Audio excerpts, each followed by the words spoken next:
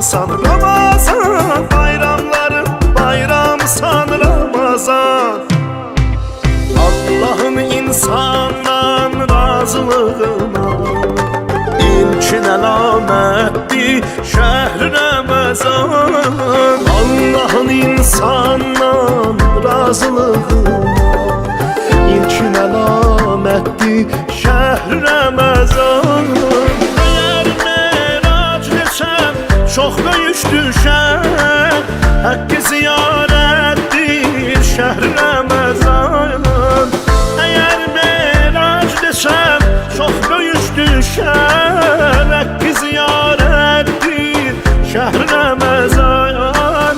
Hakkı ziyarettir şəhr Ramazan.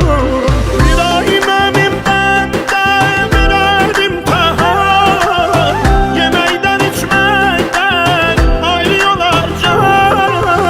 Bir emin bende birer imtihan, yemekten içmekten ayrıyorlar can.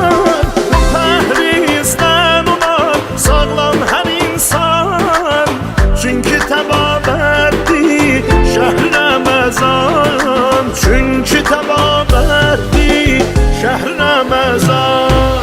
Bayramların bayramsan Ramazan, müminlerin bayramsan Ramazan. 11 ayın sultansan Ramazan, bayramların bayramsan Ramazan.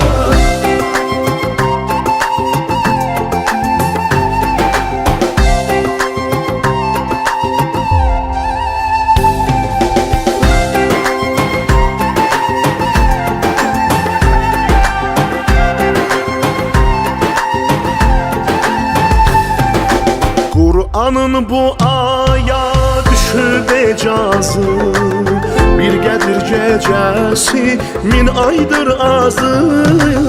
Kur'an'ın bu aya düşüb ecazı, bir gədir gecəsi min aydır azı.